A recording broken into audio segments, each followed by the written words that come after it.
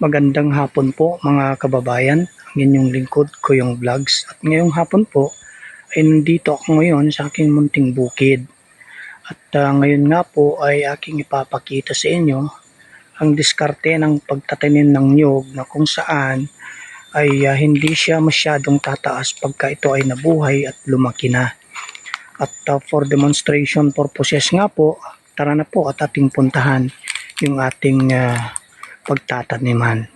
At dito nga po mga kaibigan, for demonstration purposes ay gumawa po ako ng butas kung saan po tayo magtatanim ng ating niyog mga kababayan.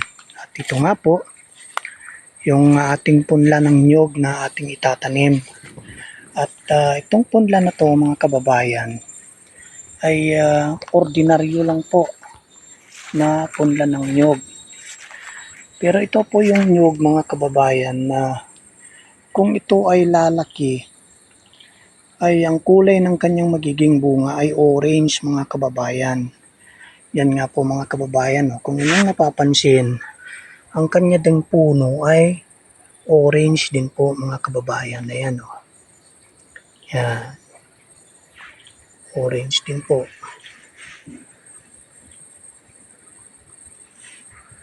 Kung inyong mapapansin mga kababayan ay meron po tayong dalang asin mga kababayan at yan nga po, kumuha nga po tayo dito ng butas kanina pa para dito po natin i-demo kung paano tayo magtanim ng niyog na hindi siya masyadong tataas pagka ito'y nabuhay at lumaki na mga kababayan. At kung inyo nga pong napapansin mga kababayan, ito nga pong ating butas ay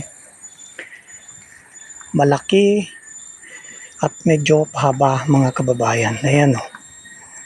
Yan. At para sa kaalaman ng karamihan na ating mga nanonood na mahilig magtanim mga kababayan, ito nga pong ating itatanim ngayon ay siya po yung ordinaryo na klase ng punla ng niyog mga kababayan. Sa madalit sabi, hindi po siya yung kakaibang variety tulad ng mga duwendeng niyog o yung tinatawag na dwarf niyog, dwarf coconut tree mga kababayan. At yan nga po ating ipapakita ngayon ang diskarte kung paano natin palalakihin ito at paano natin itatanim na ating maiiwasan na siya ay masyadong tataas pagka ito ay nabuhay na mga kababayan. Kadalasan mga kababayan, yung iba nating mga manananim ng prutas at ibang klase ng pananim mga kababayan, patayo pagka nagtanim sila mga kababayan. At ngayon nga po, ang gagawin natin ay pahiga naman mga kababayan at ang layunin yun ay para maiwasan yung sobrang mataas na pagka ito ay lumaki. At yan na nga po mga kababayan, atin na nga pong inilagay yung ating punla dito sa butas nating pagtataniman mga kababayan. Pero kung inyong napapansin, hindi po siya patayo mga kababayan. At tulad nga ng aking sinasabi, ang layunin lamang po niyan ay para pagka siya ay lumaki na, hindi siya masyadong mataas mga kababayan. At lalagyan din po natin ng lupa hanggang dyan sa pinakahuling dahon sa may bandang ilalim mga kababayan. At ang layunin nga po niyan, magmula dyan sa may ibaba mismo kababayan ng punla hanggang dyan sa may pinakahuling dahon mga kababayan ay bukod sa lalabas yung ugat yan sa pinakapuno, pati dito hanggang dito sa may dulo ng dahon mga kababayan ay magkakaroon yan ng ugat pagka yan ay nilagyan natin ng lupa mga kababayan. At ngayon nga po ay atin nang lalagyan ng lupa.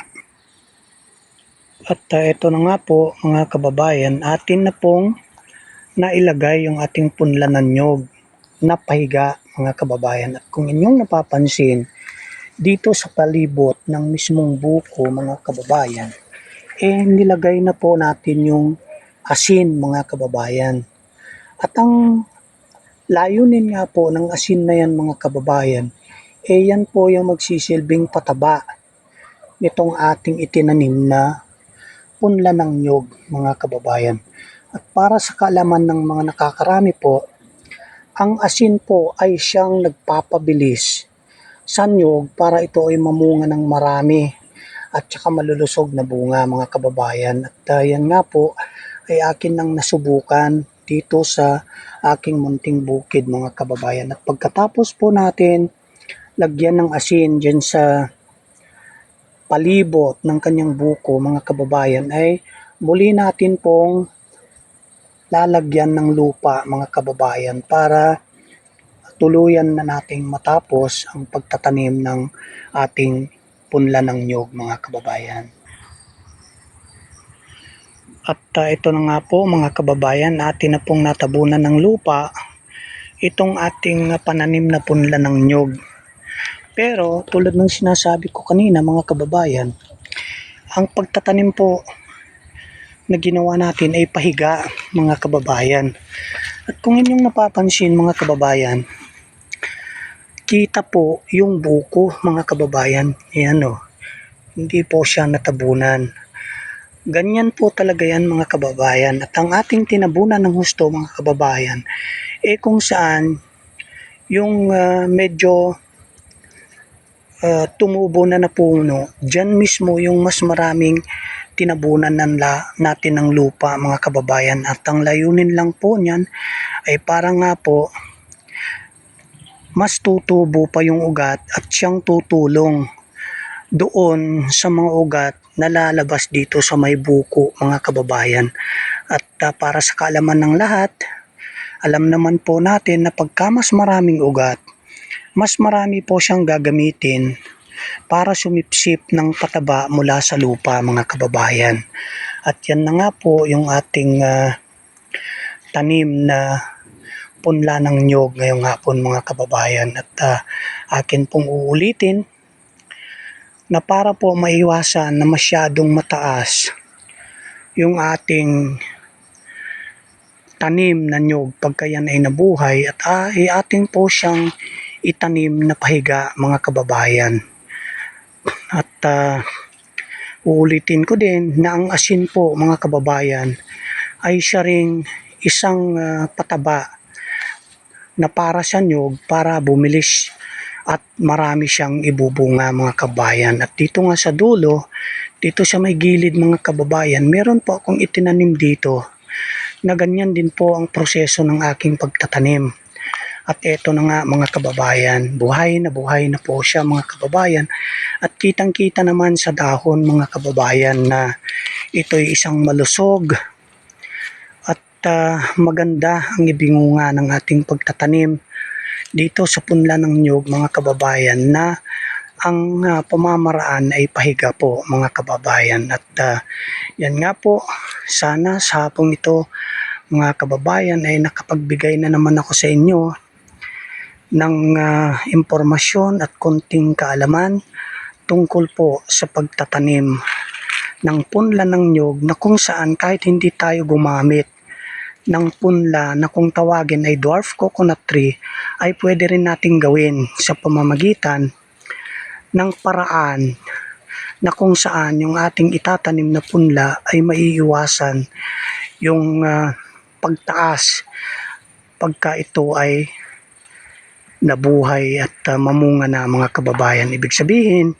minimal lang po yung kanyang pagtaas pagka ang ating ginamit ng paraan ng pagtatanim ay pahiga po mga kababayan. At yun nga po, sana nga po tulungan nyo po akong mapalaki itong ating munting channel. Mangyari lamang po na magpalambing ako na pakisubscribe, like and share, at hit na din ng ating notification bell para po yung mga ating plano sa kinabukasan ay ating magawa. Yun lang po, at sana po i-bless pa tayo ng poong may kapal. God bless po sa ating lahat, at bye-bye!